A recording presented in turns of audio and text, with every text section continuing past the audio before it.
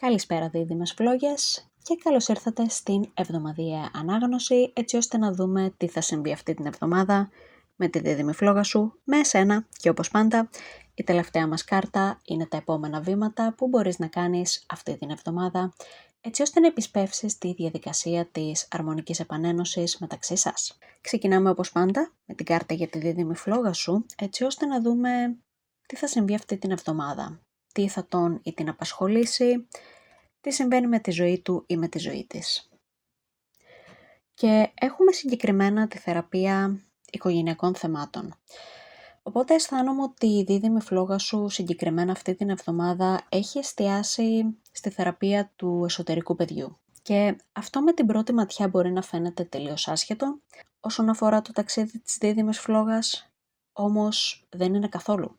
Ίσα ίσα είναι από τα πιο σχετικά πράγματα, γιατί η παιδική μας ηλικία επηρεάζει πάρα πολύ τις σχέσεις που έχουμε στην ενήλικη μας ζωή. Και αν κάποια μοτίβα και κάποια θέματα δεν θεραπευτούν από την παιδική ηλικία, τότε ασυνείδητα συνεχίζουμε και τα αναπαράγουμε. Κάτι που βλέπω πάρα πολύ συχνά σε δίδυμες φλόγες που βρίσκονται σε αυτό το ταξίδι, είναι ότι αναπαράγουν μοτίβα από τη σχέση που είχαν με τους γονείς τους στη σχέση που έχουν με τη δίδυμη φλόγα τους. Για παράδειγμα, υπάρχουν πάρα πολλές περιπτώσεις όπου ένας από τους γονείς ήταν συναισθηματικά απόν, οπότε σαν παιδάκι μπορεί να προσπαθούσες να λάβεις αυτή την αγάπη, αυτή την υποστήριξη, αυτή τη ζεστασιά από αυτόν τον γονέα μέσω του να είσαι ο καλύτερος ή η καλύτερη στο σχολείο, καλύτερη βαθμή, καλύτερος ή καλύτερη σε όλες τις δραστηριότητες, τα πάντα όλα. Αλλά πάλι, ό,τι και αν έκανες δεν σου έφερνε την αγάπη αυτού του γονέα, οπότε αυτό οδήγησε στο να μην νιώθεις αρκετός ή αρκετή και αυτό το συναίσθημα το κουβαλάς μαζί σου από τότε. Οπότε, από τη στιγμή που κουβαλάς αυτό το συναίσθημα μαζί σου, πλέον αισθάνεσαι έλξη μόνο για άτομα τα οποία είναι συναισθηματικά απόντες. Και αυτό είναι κάτι τελείως ασυνείδητο. Δεν είναι δηλαδή ότι σκέφτεσαι ότι αυτό το άτομο δεν μου προσφέρει καθόλου αγάπη, μου προσφέρει ψίχουλα, ας πάω να ερωτευτώ αυτό το άτομο συγκεκριμένα. Είναι τελείως ασυνείδητο. Απλά βλέπεις αυτή τη συμπεριφορά, σου θυμίζει κάτι οικείο και γι' αυτό κολλάς. Ένα παράδειγμα είναι αυτό. Αλλά όταν θεραπεύσεις αυτό το μοτίβο και αρχίσεις και αισθάνεσαι αρκετός ή αρκετή και βλέπεις την αξία σου και αισθανθείς ότι όντως αξίζω ένα σύντροφο που μου φέρεται όμορφα, που έχω μια σχέση που αισθάνομαι πλήρης και δεν χρειάζεται να κάνω κάτι το ιδιαίτερο για να λάβω αγάπη, εκτός του να είμαι ο εαυτός μου, τότε θα σταματήσουν να φαίνονται τόσο ελκυστικοί όλοι αυτοί οι σύντροφοι που σου δίνουν ψίχουλα. Και αυτό πάλι είναι κάτι που συμβαίνει τελείως ασυνείδητα και αυτόματα όταν θεραπεύεις αυτό το μοτίβο. Γι' αυτό και η θεραπεία του εσωτερικού παιδιού είναι κάτι το οποίο είναι πάρα πολύ σημαντικό όταν βρίσκεσαι σε ταξίδι δίδυμης φλόγας. Γιατί σε βοηθάει να καταλάβεις ποια είναι τα δικά σου μοτίβα και πώς να απελευθερωθείς από αυτά έτσι ώστε να μην τα αναπαράγεις. Και η δίδυμη φλόγα σου, επειδή είναι ο απόλυτος καθρέπτης σου, θα σου φέρει τελείως μπροστά σου όλα αυτά τα μοτίβα, σε πάρα πολύ έντονο βαθμό. Οπότε, ό,τι άλλο και να κάνεις, αν δεν τα θεραπεύσεις μέσα σου, η δίδυμη φλόγα σου θα συνεχίζει να σου αντικατοπτρίζει αυτά τα μοτίβα. Οπότε, αυτή την εβδομάδα η δίδυμη φλόγα σου είναι σε αυτή τη διαδικασία, όπου θεραπεύει αυτά τα μοτίβα έτσι ώστε να μην αναπαράγονται πλέον στη σχέση σας. Και θα δεις και εσύ τη διαφορά σε αυτό, γιατί θα αλλάξει η όλη αντιμετώπιση που έχει και όλη η στάση που έχει απέναντί σου. Και θα το καταλάβεις και από την ενέργεια που έχει. Κάτι θα το νιώθεις έτσι πιο ελαφρύ από τη στιγμή που ήταν πιο βαριά η ενέργεια μεταξύ σας, κάτι θα αλλάξει.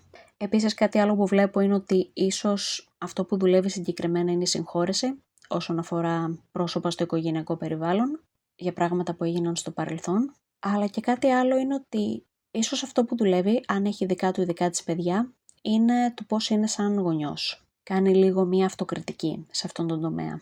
Και αρχίζει και σκέφτεται πώς μπορώ να γίνω καλύτερος ή καλύτερη σε αυτόν τον τομέα, πώς μπορώ να αποφύγω τα λάθη που έκαναν οι δικοί μου γονείς και γενικά πώς μπορώ να έχω περισσότερη αρμονία σε αυτές τις σχέσεις που έχω με τα παιδιά μου. Το οποίο είναι κάτι πάρα πολύ θετικό και όμορφο και είναι κάτι το οποίο χρειάζεται να γίνει πριν υπάρξει κάποια επανένωση, γιατί αισθάνομαι ότι κάποια θέματα χρειάζεται να λυθούν πριν είσαι κι εσύ σε όλο αυτό. Το οποίο είναι πολύ θετικό για σένα, γιατί υπάρχουν κάποια πράγματα σε αυτό το οικογενειακό περιβάλλον τα οποία είναι αρκετά βαθιά ριζωμένα και χρειάζεται να τα δουλέψει η δίδυμη φλόγα σου με το οικογενειακό περιβάλλον, έτσι ώστε να μην επηρεάσουν και εσένα. Και αυτό θα έχει σαν αποτέλεσμα όταν έρθετε πιο κοντά να είναι τα πράγματα πολύ πιο ορμονικά και πολύ πιο εύκολα και για σένα αλλά και για τα παιδιά ή για την υπόλοιπη οικογένεια. Η επόμενη κάρτα είναι για εσένα, οπότε μην πέσεις.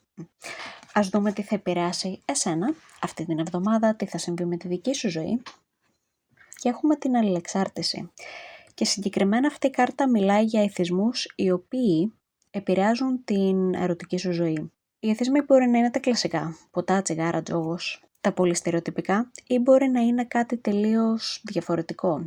Μπορεί να έχουμε εθισμό σε κάποια σχέση, ειδικά σε τοξικές σχέσεις ή σχέσεις αλληλεξάρτησης. Υπάρχει ο εθισμός στο κουτσομπολιό, να βλέπουμε μόνο τι κάνουν οι άλλοι και όχι τόσο τι κάνουμε εμείς. Γενικά υπάρχουν διάφοροι τρόποι και διάφοροι εθισμοί. Στην ουσία ο εθισμός είναι ένας τρόπος να αποφύγουμε να συνδεθούμε με τα συναισθήματά μας, να αποφύγουμε να συνδεθούμε με αυτό που μας πονάει πραγματικά, γιατί δεν θέλουμε να το αντιμετωπίσουμε. Όμως αυτό έχει αρνητικές επιπτώσεις, γιατί ουσιαστικά όταν αποφεύγουμε να συνδεθούμε με αυτό που μας πονάει πραγματικά, δεν μπορούμε να ασχοληθούμε με αυτό το κομμάτι του εαυτού μας, δεν μπορούμε να το θεραπεύσουμε και δεν μπορούμε να απελευθερώσουμε αυτόν τον πόνο. Οπότε συνεχίζουμε και τον κουβαλάμε μέσα μας. Επίσης, όταν βρίσκεσαι σε ένα ταξίδι δίδυμης φλόγας, το να μην έχεις επαφή με τα συναισθήματά σου είναι το χειρότερο πράγμα που μπορείς να κάνεις στον εαυτό σου. Είναι ο καλύτερος τρόπος να σαμποτάρεις τα πάντα, γιατί τα συναισθήματά σου δίνουν μια πολύ σημαντική κατεύθυνση και καθοδήγηση όταν βρίσκεσαι σε όλο αυτό. Δεν είναι απλά τυχαία μηνύματα ή τυχαία συναισθήματα. Είναι αυτό που σου δείχνει τι ακριβώς είναι αυτό που σου καθρεπτίζει η δίδυμη φλόγα σου και τι είναι αυτό που χρειάζεται να δουλέψεις μέσα σου έτσι ώστε να σου αντικατοπτρίσει κάτι διαφορετικό και να αλλάξει η κατάσταση μεταξύ σας. Επίσης, για κάποιους από εσάς αισθάνομαι ότι αυτή η κάρτα είναι λίγο πιο κυριολεκτική. Δηλαδή ότι υπάρχουν κάποιες σχέσεις στη ζωή σου οι οποίες σου ρουφάν την ενέργεια, υπάρχει όντως αλληλεξάρτηση και δεν είναι ιδιαίτερα υγιές όλο αυτό για σένα. Οπότε χρειάζεται να βάλεις κάποια όρια εδώ πέρα. Και αν αυτό το μήνυμα είναι για σένα, τότε θα καταλάβεις αμέσως ποια είναι τα άτομα τα οποία αναφέρομαι.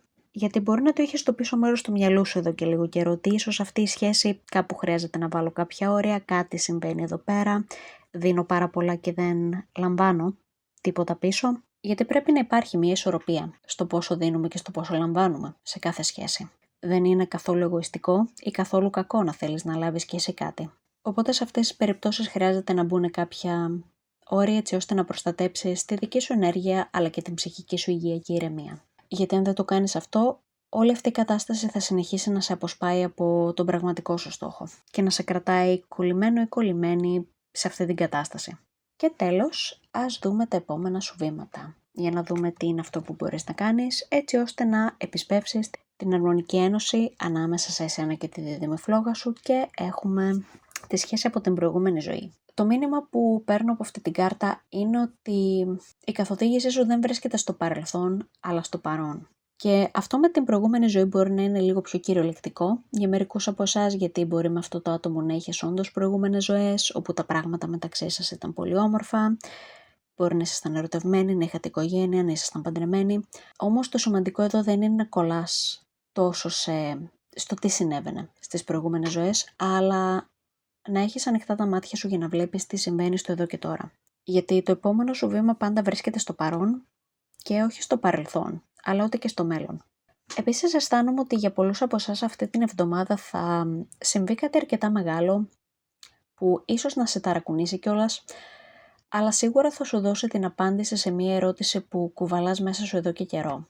Κάποιοι από εσάς ίσως την είχατε αυτή την ερώτηση εδώ και πάρα πολλά χρόνια, οπότε αυτό το ταρακούνημα είναι αυτό που θα φέρει αυτή την απάντηση και θα είσαι σίγουρος ή σίγουρη πέρα από κάθε αμφιβολία. Επίσης αυτή την εβδομάδα καλό είναι να κάνεις μια επισκόπηση. Πού βρίσκεσαι στη σχέση σου με τη δίδυμη φλόγα σου, τι δεν σ' αρέσει σε αυτό και τι μπορείς να βελτιώσεις, τι μπορείς να αλλάξεις, έτσι ώστε να πάνε τα πράγματα παρακάτω. Για παράδειγμα, αν η κατάστασή σου είναι ότι μετά από κάθε σοβαρή συζήτηση που κάνετε η δίδυμη φλόγα σου τρέχει, σε εγκαταλείπει, σε μπλοκάρει ή οτιδήποτε τέτοιο, τότε αυτό είναι το επόμενο βήμα σου, να δεις πού συμβαίνει αυτό μέσα σου, πού μέσα σου αποφεύγεις τα πιο σοβαρά ζητήματα, πού προσπαθείς να ξεφύγεις από τα προβλήματά σου ίσως, και αυτό ταιριάζει αρκετά με την προηγούμενη μας κάρτα.